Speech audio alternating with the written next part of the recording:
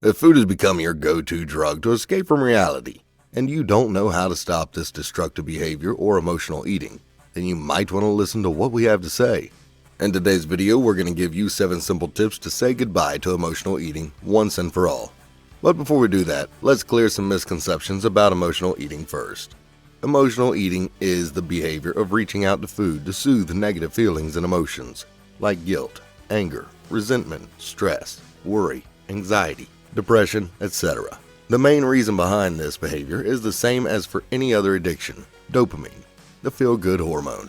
When we eat good-tasting food, especially sugars, dopamine is released, which is associated with a temporary good feeling. Negative emotions trigger bad feeling, and who wants to remain in a bad mood? Some turn to drugs, others to alcohol, and many turn to food.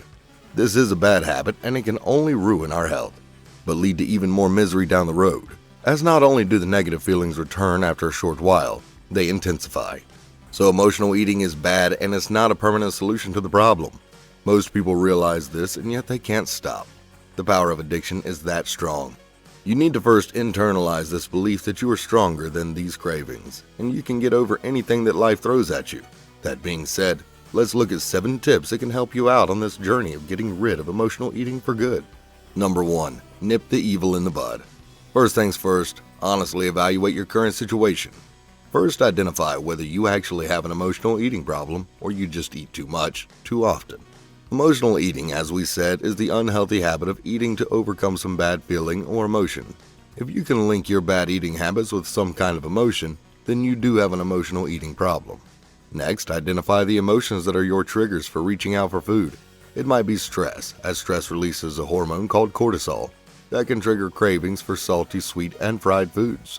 Or maybe you don't like to feel sad, depressed, or ashamed, and you go towards food for temporary relief from these feelings. Another common reason for emotional eating is boredom. Since you have nothing else to do, well, why not have a scoop of ice cream, right? Most of the time, one of these reasons triggers our emotional eating habits. So instead of procrastinating on fixing the root causes of emotional eating by going to food, try to deal with it. Because these feelings will still be there when the effects of sugars and dopamine fade away. Then guess what you'll do next? Look for some more food. Number 2. Stop being so impulsive. Feeling sad again? Now what? Guess I'm gonna order some burgers from McDonald's like I usually do, even though I just had a full meal. Stop! It doesn't have to be this way. Most emotional eaters have given up on themselves because they have tried to give it up, but they couldn't. This bad experience turns into a lack of self-confidence and feeling powerless over the cravings. This is so wrong because we are always in control. There are 2 brains inside of us. One is the animal brain, the one that's responsible for these cravings, and the other is the conscious brain that decides whether to act on the feelings or not.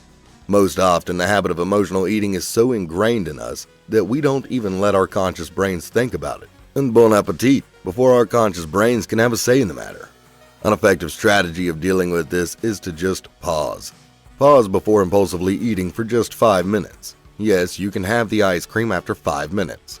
When you succeed in winning 5 important minutes from your drooling animal brain, utilize these 5 minutes to think. Think about why you want to eat this so badly. What impact would this have on your health? Will the negative emotions still be there after you've indulged? Is there a better way of handling this situation? What would your feelings be after this episode? When you've thought about this for a good 5 minutes, chances are you won't be needing the ice cream any longer. Number 3. Have some alternatives lined up. Another effective strategy for dealing with emotional eating is to have some alternatives lined up that can replace your bad eating habits when you are hit with a trigger.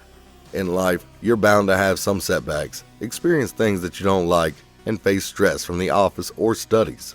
These feelings are normal, but the way you deal with these emotions could be healthy or unhealthy. Emotional eating is the unhealthy way of trying to deal with these emotions, and it only works for a few minutes. The best way is to deal with the situation head on and practice some of the healthy ways of toning down the bad feelings or stress, which could include walking, jogging, sports, reading a book, watching a movie, without popcorn of course, or maybe visiting a friend. A good practice will be to write out the emotions that are the common triggers of your emotional eating habits and then associate some healthy activity to replace emotional eating. Make sure to paste the page right where it is visible to you. Number 4. Remove the temptations. Since you have watched our video up till this point, I'm guessing that you've made up your mind that you won't indulge in emotional eating anymore. That's great. But what is that bag of Cheetos and bottle of cola doing in your room? You might say that you'll get rid of them later, or you're strong enough to keep yourself from indulging. You're not fooling anyone here. Yeah, those bags would be gone in a few days, not in the trash or back to the store, but in your stomach instead. If you made a firm decision of stopping emotional eating, then you need to remove any and every temptation from your room that might make you remember the good old days, the things that we do over and over. Our brain makes neural connections around them, and one thing could lead to the execution of the whole process before you know it. So to change these connections, you need to change your environment. Number 5, learn from your mistakes. So you slipped up and emotional binged on extra large pizzas. So what? Stop the drama already. And no, you're not worthless. It is human nature to make mistakes. We learn by making mistakes.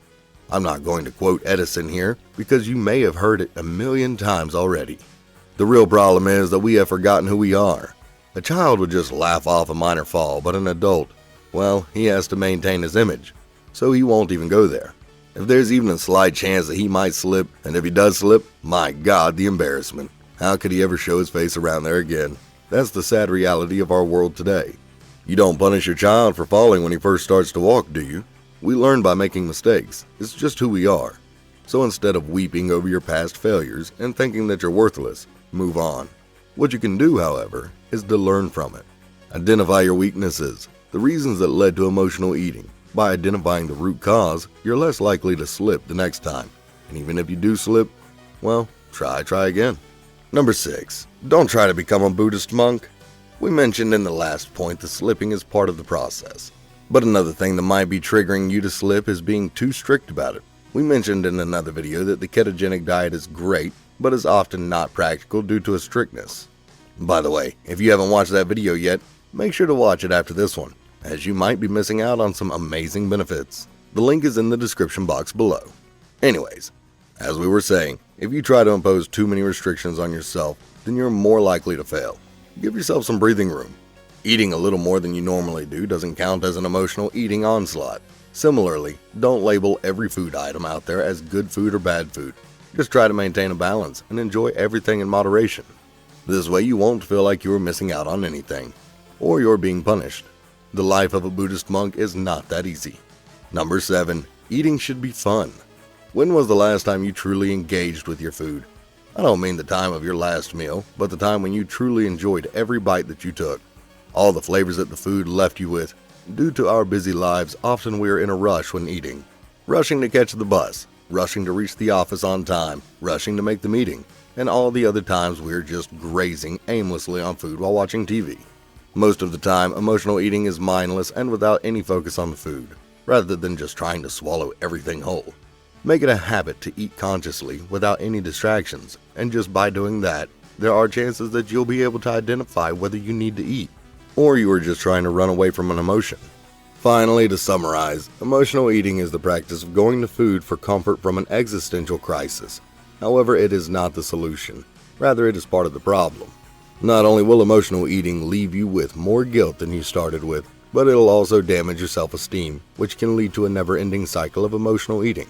If you realize this and want to quit emotional eating once and for all, then the 7 tips we mentioned will surely help you out. We hope that you benefited from this video. If you did, please hit the like button and share this video with your friends and family to educate them about the menace of emotional eating and how they could stop themselves from this behavior. Want to see more videos like this one? Please subscribe to our channel, Welcome to Wellness, and press the bell icon as well so you never miss another video. We'll see you in another healthy video. Until then, take care.